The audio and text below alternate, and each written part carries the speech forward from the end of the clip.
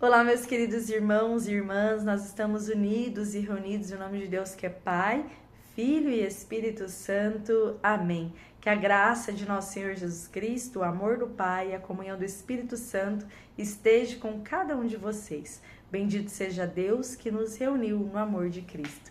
Que alegria podemos iniciarmos a nossa semana, essa segunda-feira, dia 17 de agosto, podendo refletir juntos o evangelho do dia, né? E hoje a palavra que o Senhor quer nos falar está no livro de Mateus, capítulo 19, os versículos 16 a 22. O Senhor esteja convosco e Ele está no meio de nós. Proclamação do evangelho de Jesus Cristo segundo Mateus. Glória a vós, Senhor. Naquele tempo, alguém aproximou-se de Jesus e disse: Mestre, o que devo fazer para possuir a vida eterna? Jesus respondeu: Por que tu me perguntas sobre o que é bom? Um só é o bom. Se tu queres entrar na vida, observa os mandamentos. O homem perguntou: Quais mandamentos?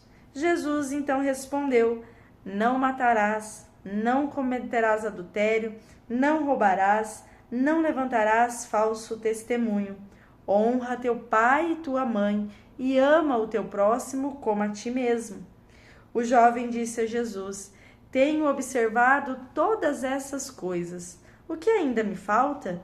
Jesus então respondeu: Se tu queres ser perfeito, vai, vende tudo o que tens, dá o dinheiro aos pobres e terás um tesouro no céu. Depois vem e segue-me. Quando ouviu isso, o jovem foi embora cheio de tristeza, porque era muito rico. Palavra da salvação, glória a vós, Senhor.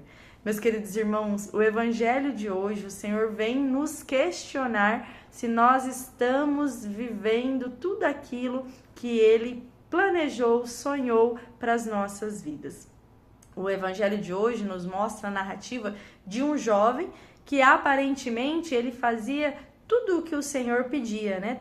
Seguia, né? Todos os mandamentos, tudo aquilo que eu e você temos conhecimento, tudo aquilo que o Senhor pede para cada um de nós. Mas ele reconhece, ao terminar a fala de Jesus sobre os mandamentos, que ainda lhe falta alguma coisa, que mesmo ele seguindo tudo o que o Senhor já tinha lhe proposto, ele ainda sente que falta alguma coisa. Então ele pergunta, né, o que mais eu devo fazer? Porque eu já faço tudo isso. E isso me fez refletir muito sobre como nós servimos a Deus, como nós ajudamos, né, como nós seguimos os mandamentos do Senhor, se nós estamos fazendo isso apenas por nós mesmos, né, por um aparecer, né, por um orgulho, para se mostrar, ou se nós estamos realmente fazendo isso conforme o Senhor nos pede. Por que essa reflexão? Porque quando a gente faz as coisas, e podemos fazer muitas coisas, mas esquecemos de colocar o Senhor em primeiro lugar, mesmo fazendo tudo isso, nós ainda vamos sentir que falta alguma coisa, vamos sentir ainda um vazio, vamos nos sentir incompletos, como se aquilo que nós estamos fazendo não tivesse sentido. E aí nós vamos começar então a nos questionar sobre o que fazemos, né? O porquê que nos cansamos tanto. E aí nós precisamos então observar a nossa vida, se nós estamos fazendo tudo conforme a vontade do Senhor para cada um de nós. E o fato da resposta do Senhor, quando ele diz àquele jovem, então vai, vende tudo que tu tens, dá aos pobres e aí volta e me segue. O que o Senhor está querendo dizer para cada um de nós hoje? Que é preciso desapegar.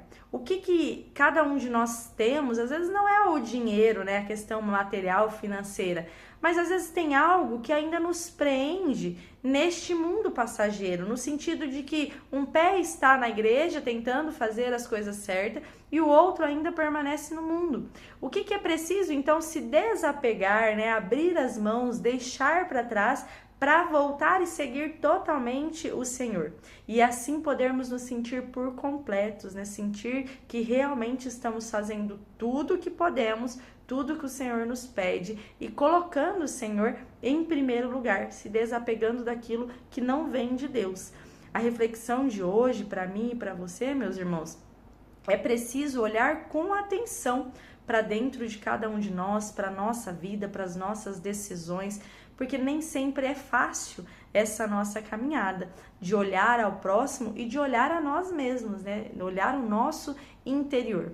E nós temos um exemplo muito belo, né, que eu gostaria de trazer aqui para nos direcionar também nesta reflexão, que foi o que nós comemoramos, né, vivenciamos neste final de semana, a Assunção de Nossa Senhora aos céus. Maria, ela ganhou este lugarzinho, esta vida eterna, né, a herança que o Senhor prometeu para todos nós, e ela fez isso como? Conquistou com a sua vida, com as suas atitudes, com as suas decisões, né? Maria, ela se despojou inteiramente dela, né, do orgulho, das vaidades, dos sonhos, de tudo. Ela abriu mão inteiramente dela para viver os sonhos, os planos, a vontade de Deus para a vida dela. Ela se deixou se levar e viver aquilo que Deus queria. Então, ela é um exemplo perfeito para nós refletirmos este evangelho. Quando aquele jovem pergunta, né, o que é preciso para ter a vida eterna, nós podemos olhar para Maria como um grande exemplo para nós. Ela se despojou de tudo, nos ensina também a ser simples, a se despojar dos excessos, a ter simplicidade, a saber falar, a saber pensar, a saber guardar as coisas no coração, a saber servir sem aparecer, né? Servir ali no secreto, interceder pelas necessidades dos outros, como ela intercedeu nas bodas de Caná por aquele casal que ali estava, interceder por aqueles que precisam da misericórdia de Deus. Nós podemos olhar para Maria como este grande exemplo a ser seguido para nós também podermos ganhar a graça da herança da vida eterna. Para nós podermos, como esse jovem questionou Jesus, né, o que eu faço para ter a vida eterna? E não só a vida eterna depois da morte, porque Jesus ele nos fala neste mesmo evangelho de hoje, que se tu queres a vida, né? Ele nem fala a vida eterna, ele responde a pergunta do jovem sobre a vida eterna falando apenas da vida. Se tu queres entrar na vida, ou seja, ter vida aqui na Terra, uma vida com sentido, uma vida com propósito, é preciso observar as vontades de Deus para a nossa vida. Colocar sempre o Senhor em primeiro lugar, rezar sempre antes de tomar alguma atitude, pensar sempre olhando os exemplos que nós temos dentro da nossa igreja católica, que é uma igreja tão rica, né, para cada um de nós, uma igreja que nos mostra grandes santos, grandes homens, grandes mulheres que tiveram a graça de receber essa herança da vida eterna, que a gente possa olhar para eles com humildade e fazer aquilo que eles nos inspiram para nós também chegarmos um dia a esta graça. E eu gostaria de terminar esta reflexão de hoje, esse encontro com vocês, fazendo um convite muito especial.